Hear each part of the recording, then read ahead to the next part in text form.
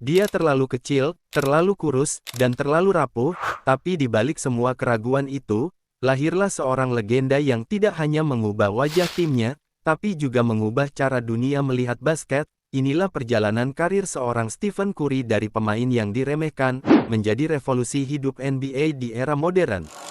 Wardell Stephen Curry itu lahir pada tanggal 14 Maret tahun 1988 di Akron, Ohio, Amerika, tempat yang sama di mana LeBron James juga dilahirkan, tapi cerita Steph berbeda. Ia bukan anak dari keluarga miskin, ia adalah anak dari seorang penembak jitu NBA yaitu Del Curry. Meski lahir di Ohio, Steph besar di Charlotte, North Carolina, karena ayahnya saat itu bermain untuk Charlotte Hornets. Sejak kecil Curry sudah akrab dengan bola basket.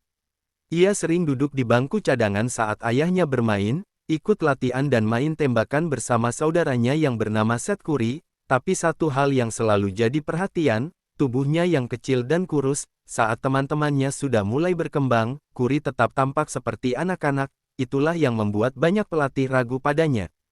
Tapi ayahnya tahu, kalau Curry ingin sukses, dia harus unggul di teknik dan kecepatan, maka Del mengubah teknik tembakan Curry sejak kecil. Ia melatih Curry agar punya rilis poin yang cepat dan tinggi. Ini adalah fondasi dari tembakan mematikan yang kita kenal sekarang.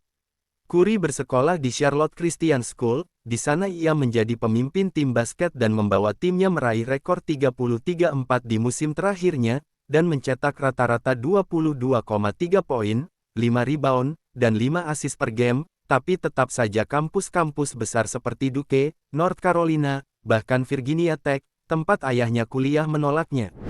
Alasannya karena tubuhnya dianggap tidak cukup kuat untuk NCAA. Namun ada satu pelatih yang percaya padanya yaitu Bob McKillop, dari Davidson College, sebuah universitas kecil yang bahkan tak masuk radar para analis basket. McKillop bilang, "Saat saya melihat Curry, saya melihat cahaya, dia istimewa." Di musim pertamanya di Davidson, Curry langsung mengejutkan semua orang dengan rata-rata 21,5 poin, 4,6 rebound, 2,8 assist per game dan mencetak 122 3 poin yang merupakan rekor NCAA untuk freshman, tapi semua itu berubah di tahun keduanya saat March Madness 2008 tiba. Curry dan Davidson yang tidak diunggulkan berhasil mengalahkan Camus Gonzaga, Georgetown, Wisconsin. Curry mencetak total 128 poin dalam 4 pertandingan NCAA turnamen. Nama Davidson tiba-tiba terkenal di seluruh Amerika. Curry pun masuk ke dalam radar NBA dan publik pun mulai percaya dengan potensinya. Di musim ketiganya, Curry meningkatkan efisiensinya dengan 28,6 poin per game. Ia juga mulai jadi point guard penuh waktu, dan menambah rata-rata asisnya menjadi 5,6 per game. Pada NBA Draft 2009, Golden State Warriors memilih Stephen Curry di urutan ke-7. Banyak yang mempertanyakan pilihan itu karena masih ada nama-nama seperti Ricky Rubio, Johnny Flynn, dan Brandon Jennings di radar. Di musim rukinya Curry mencatatkan 17,5 poin, 5,9 assist per game, dan memiliki 43,7% 3-point field goal, tapi setelah itu cedera mulai mengganggunya. Pergelangan kakinya bermasalah selama 2 musim penuh, bahkan di tahun ketiga, ia hanya bermain 26 pertandingan. Warriors sempat ingin men-trade Curry ke Milwaukee Bucks dengan Andrew Bogut, namun trade tersebut dibatalkan karena cedera yang dialami Curry, dan Warriors memberikan kontrak 4 tahun senilai $44 juta. Keputusan ini dianggap nekat bagi sebagian orang, tapi justru jadi salah satu kontrak terbaik sepanjang sejarah NBA.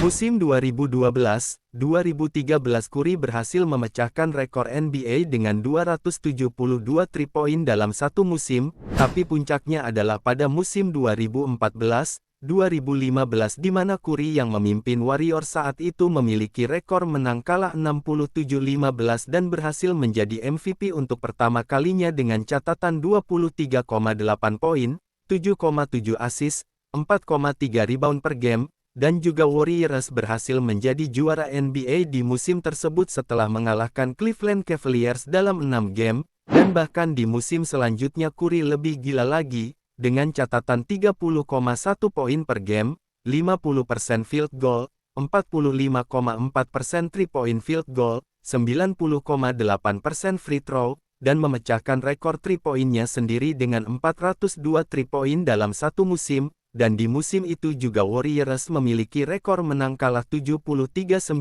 mengalahkan rekor dinasti Chicago Bulls, dan juga Curry berhasil back-to-back menjadi MVP, walaupun Warriors harus kalah di final oleh Cavaliers. Curry benar-benar sudah mengubah permainan di NBA, semua tim mulai meniru gaya main Warriors, pemain-pemain muda di seluruh dunia kini fokus menembak 3 angka. Setelah kalah di final NBA 2016, Warriors merekrut Kevin Durant. Bersama KD, Curry berhasil membantu Warrior juara di tahun 2017 dan 2018 dengan dominasi total, tapi banyak yang mulai bertanya, apakah Curry bisa juara sebagai pemimpin utama? Karena dari 3 juaranya Curry bukanlah Finals MVP, dan jawabannya datang di musim 2021-2022, tanpa Durant, Curry memimpin Warriors meraih gelar juara keempatnya. Di final ia mencetak 31,2 poin per game, melawan Celtics dan akhirnya meraih Finals MVP untuk pertama kalinya dalam karirnya. Dan inilah penghargaan dan statistik yang dimiliki oleh Stephen Curry. Stephen Curry bukan hanya shooter terbaik sepanjang masa, ia juga adalah revolusi hidup. Ia membuktikan bahwa ukuran tubuh bukan batasan, bahwa kerja keras, dedikasi dan kepercayaan diri bisa menembus batas. Di era sekarang kita melihat pemain seperti Trae Young, Tyrese Maxey, bahkan Caitlin Clark di Liga WNBA yang jelas terinspirasi oleh Curry. Apapun yang terjadi setelah ini, warisannya sudah abadi. Curry mengubah cara dunia bermain basket. Dulu dia dianggap terlalu kecil untuk NCAA, lalu terlalu rapuh untuk NBA. Namun hari ini, dia adalah legenda yang menginspirasi jutaan anak muda di seluruh dunia. Dan itulah kisah Stephen Curry, the babyface assassin, the greatest shooter of all time, the game changer. Kalau kamu suka kisah pemain NBA atau pemain bola seperti ini, jangan lupa like, komen dan subscribe. Sampai jumpa di video sejarah basket berikutnya.